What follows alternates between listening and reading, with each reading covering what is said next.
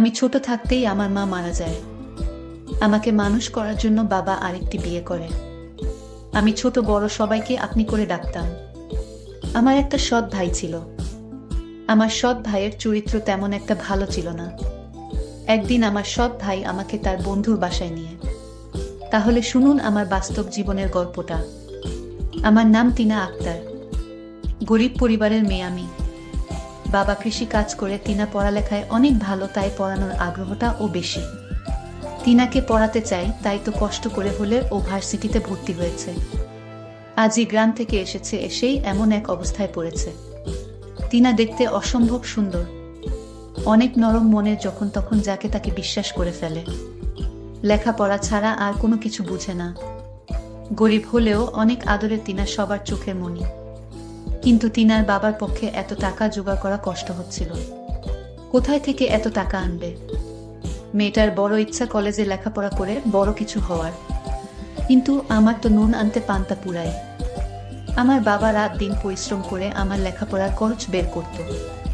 কিন্তু বাবার কষ্ট আমার কিছুতেই সহ্য হতো না। আমি বাবাকে বললাম, বাবা, আমার জন্য তোমার এত কষ্ট করতে হবে না।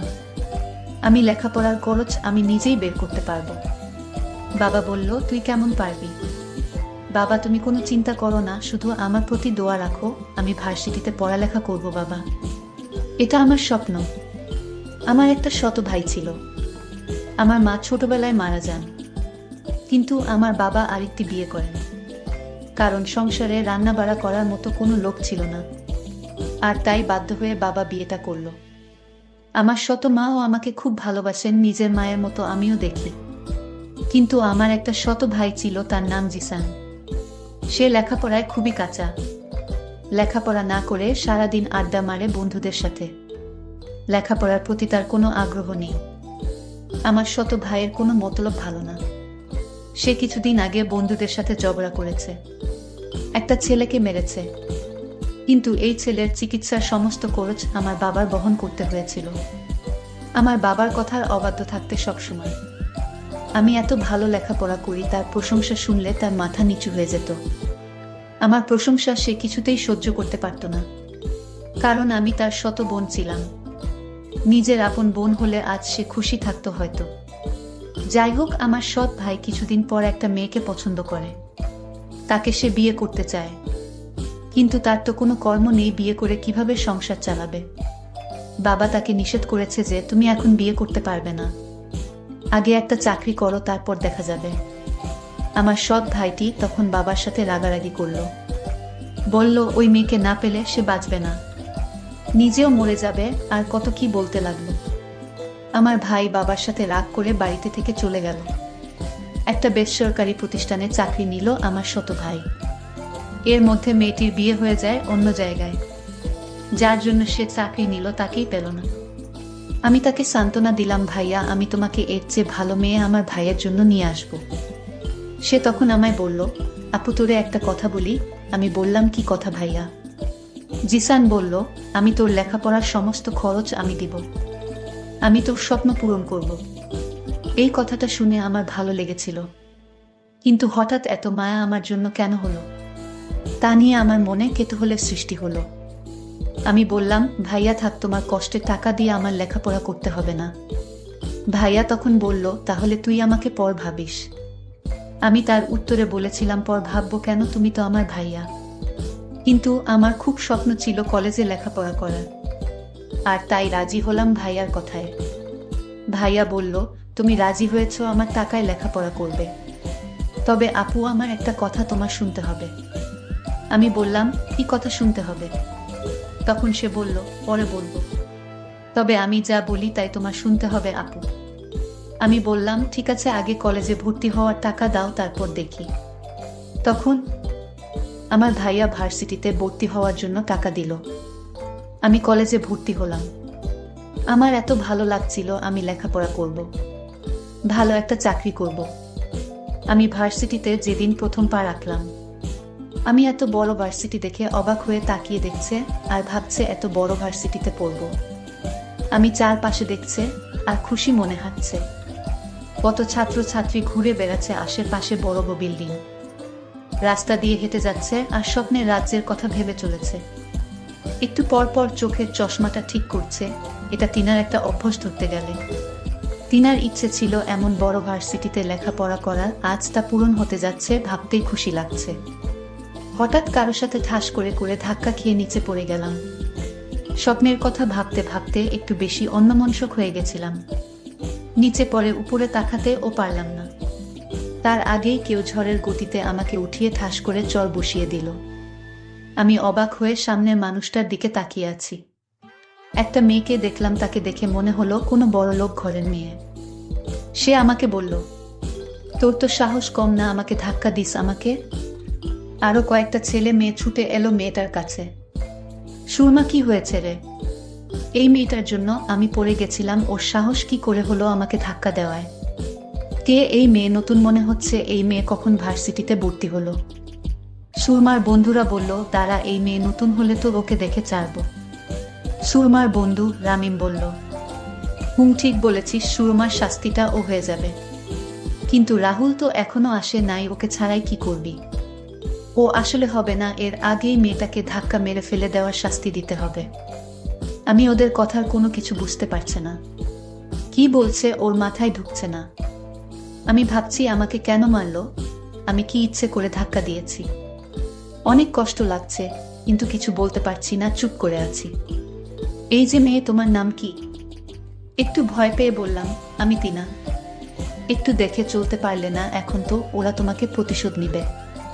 তুমি দেখে চললে এমন হতো না। আমি কথাগুলো ভাবছিলাম, হঠাৎ ওই ছেলে এসেগুলো বলল, ওই মেয়েরা সবাই আমার দিকে আসছে। দেখে আবার তাদের কাছে চলে গেল। এত জোরে থাপ্পড় দিয়েছে, আবার আমাকে মারবে কেন? সবাই আমার কাছে এসে নাম কি, বাড়ি কোথায়, কিসে পড়ি সব জিজ্ঞেস করতে লাগল। তারপর আমাকে গান গাইতে বলল। আমি গান পারি না বলাতে আমাকে কানে ধরিয়ে রেখেছে। এদিকে সিয়াম আজ একটু দেরি করে ভার্সিটিতে এসেছে। এসেই দেখে সবাই ভিড় করে দাঁড়িয়ে আছে। সিয়াম আসার সাথে সাথে সবাই ভিড় কমিয়ে চলে গেল, আর সব মেয়েরা হা করে তাকিয়ে আছে, কারণ সিয়াম হচ্ছে ভার্সিটির সবার সিনিয়র। সব মেয়েরা জয়ের দিকে হা করে তাকিয়ে আছে। সিয়াম গাড়ি থেকে নেমে ওর ফ্রেন্ডদের দিকে যেতে লাগল। এখানে কি হয়েছে, এত ভিড় জমাচ্ছে কেন? আমাকে তখন ছেলেটি জিজ্ঞেস করলো, তুমি কে, আর তুমি আমার বান্ধবীকে ধাক্কা মেরে ফেলে দিলে কেন? আমি তাকে বললাম, দেখুন, আমি না দেখে তার সাথে ধাক্কা লেগে গেছে, আর এর শাস্তি হিসেবে আমাকে চর মারলেন। তাও কি তাদের আমাকে প্রতিশোধ নেওয়ার বাকি আছে? তখন হঠাৎ লক্ষ্য করলাম আমার ভাই আসছে কলেজের দিকে। আমি মনের ভিতর খুব সাহস হচ্ছে, ভাইয়া যখন আসছে তাহলে ওদের হাত থেকে আমার ভাইয়া আমাকে রক্ষা করবে। কিন্তু আমার ভাইয়ার রূপ দেখে আমি অবাক হয়ে গেলাম। আমার ভাইয়া বলল, সিয়াম আমার বন্ধু, আর বন্ধুর বান্ধবীকে তুমি ধাক্কা দিয়ে মাটিতে ফেলে দেওয়ার কারণে তোমার অনেক শাস্তির বাকি আছে। আমি ভাইয়াকে বললাম, ভাইয়া আমি তোমার বোন, তুমি ওদের পক্ষে কথা বলছো। ভাইয়া তখন বলল, চুপ, কে তোর ভাই? আমি কারো ভাই না। ওর বান্ধবীকে মারার জন্য আজ তোর রেহাই নেই। তোর কত বড় সাহস, তুই আমার বন্ধুর বান্ধবীকে মারলি। এর জন্য তোর মাসুল দিতে হবে। আমার চোখের পানি কিছুতেই আটকাতে পারলাম না। মনে মনে ভাবলাম, আজ যদি সে আমার মায়ের পেটের আপন ভাই হতো, তাহলে কখনো ওদের পক্ষ নিয়ে কথা বলতো না। নিজের বোনের জন্য জীবন দিয়ে দিত, তাও বোনকে বিপদে ফেলে চলে যেত না। আসলে পর কখনো আপন হয় না, হতে পারে সে আমার শত ভাই। সৎ ভাই এরকম আচরণ করবে? আমি তখন কান্না করতে লাগলাম। আমার কান্না দেখে ওরা হাসতে লাগলো আর বলতে লাগলো, কেঁদে কোনো লাভ নেই। আমার ভাই হঠাৎ বলল, আমার সাথে চলো। আর ওরা বলল, আজ তুই বেঁচে গেলি তোর ভাইয়ার জন্য। ভাইয়া বলল, আমি তোকে টাকা দিয়ে কলেজে ভর্তি করিয়েছি, সেই টাকার কথা কি ভুলে গেছ? আমি বললাম, কি করতে হবে আমাকে বলো। আমি তোকে নিয়ে আমার বন্ধুর বাসায় যাব। আমি বললাম, বন্ধুর বাসায় কেন? জিসান বলল, আমি তো আগেই বলেছি তুই আমাকে কোনো প্রশ্ন করবি না, আমার সব কথা তোর শুনতে হবে।